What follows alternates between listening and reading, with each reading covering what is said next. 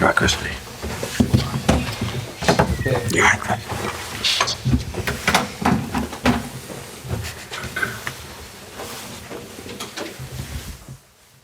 Would like to start, please? Yeah, go on, Doc. Self-delinquents lose weight all. Because you're taking on you twice now. It's some games where you combine, but you can't seem to build on that. Yeah, very disappointing that we did get ourselves in a really good position again, and we weren't able to really capitalise on that. I think it's always going to be a really tough game today. It was always going to be, a real physical game with how they play, and we needed to stand up to that. I thought we did in the first half and defended their set plays really well. But one moment really of switching off and a mistake, a couple of mistakes in the build up to their first goal, and we paid the price. And then of course we needed a big reaction to that goal really, and we didn't get it. And very frustrating end to the game. What do you think the problems are sort of coming from, Eddie, with players feeling some kind of pressure, or what do you put your finger on? Yeah, well, my initial feeling after that game today is different to West Ham. I think West Ham was a different kind of game today. I thought the players were there. I thought they were present. I thought they gave everything to the game physically. But I think it was clear for me, if you watch Newcastle regularly, we were lacking in confidence today. There was a lot of technical mistakes, which is really unlike us, especially in the middle of the pitch where we're usually really fluent. And that contributed then to putting us under pressure. So I think different feeling to West Ham, different emotions. I think it's really important today that I support the players. And we know we're good players. We know we've got a really good team. But we just need to stay grouped together in this difficult period. You knew who was going to be the throw-ins, the bombing, the throw-ins. Did the players execute what they've been asked to do in training? Well, we did for the majority, but the majority is not enough because it's one mistake and invariably going to get punished. So I thought we stood up to that test very well at times, but yeah, not for the first goal, of course, and ultimately that did change the game. Eddie, everyone was hoping for reaction, lessons learned from last week. Why didn't that happen today? Is it simply down to confidence, or is it something more? I think it's multi-factored. I don't think there's one thing. Confidence will now be an issue for sure, because I think they're honest players, really good people. They care, they want to do well. But the team's taken a few hits, and I think that showed today. So we've got enough experience to respond in the right way. We've got enough experience to have been there before and then know how to deal with this moment. We know we're going to get criticised. We expect that. I don't see that being a problem for us as long as we stick together and we're really unified in this difficult period. Just on the criticism, when Brentford were applying the pressure, they grabbed an equaliser, you had a let-off with the penalty. Why did it take until the second penalty and the red card before the changes by anything involved? In what sense? In terms of Dan Burn sent off, penalty given away, and then the substitutions back with changes were made. Yeah, I mean, of course, we're discussing that as the game's going on, but those moments obviously impact everything, because with hindsight, you then go, well, you could have done something before that moment. But with Dan's height being pivotal from the set plays and with Joelinton going off, we then suddenly would have become very small. So they're big calls to make. And yeah, of course, with hindsight, you possibly make a different decision. But of course, in that moment, I have to weigh up what I'm doing. Eddie, just on Nick Woltemade, this isn't criticism, but has his style impacted you, especially away from home, more than you would ever have realised, given that you scored with your shot on target today? It was Nick's first touch in the box at the time. Is his style his preferred area where he populates the pitch?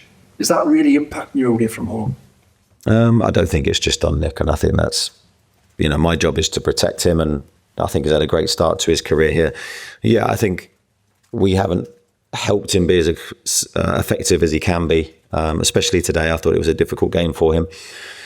Difficult, again, in the respect that he's the only fit centre-forward we have. So, again, more pressure and more weight on his shoulders. When possibly I'd like to have made a different decision for him.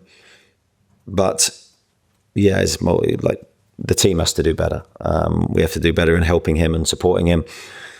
He's giving everything currently, and he's given everything since he's been. He's had to take that weight on his shoulders on his own. It's not been easy. But of course, we need to look at also how we're performing away from home, and if there's changes to be made, then we need to make them. Eddie, what was the mood like in the dressing room at full time? Are any of the vote, the key, the experienced players speaking up and simply saying, look, this isn't good enough right now? Yeah, we've got an experienced team, and occasionally those players may speak.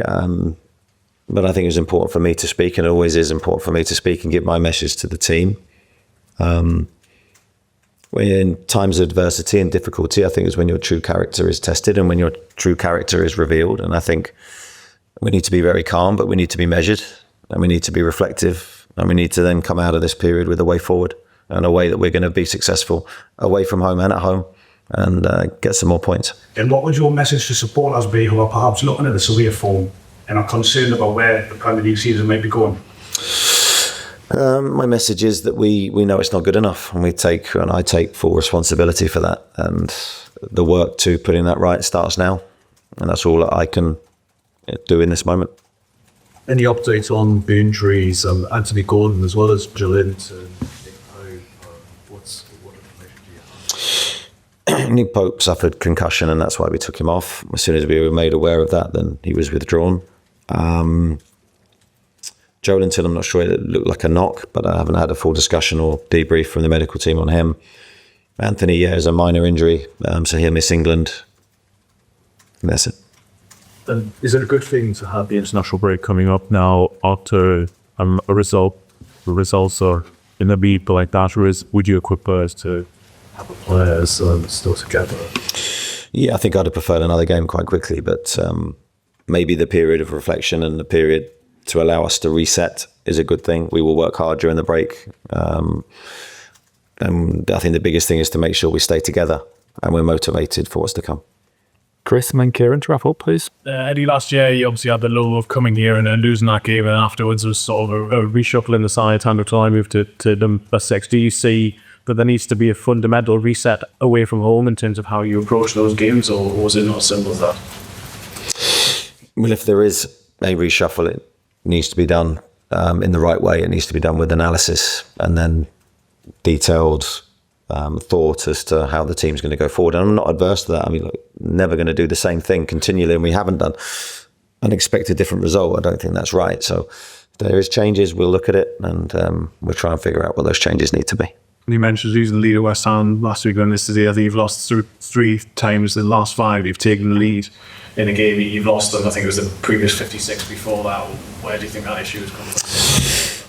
I think it's probably associated with our lack of goals, really. I think there's, going 1-0 up today, you'd expect us to capitalise on that and establish ourselves as a stronger team in the game. I don't think we did. I think we became weaker in the game for the goal, which was the same at West Ham. So that's a big frustration for me. I want my teams to attack and to be continually looking to score. We don't look like that team currently. So that's why I said earlier, we have issues to fix. There's no doubt about that. And the process for that starts now. Kieran?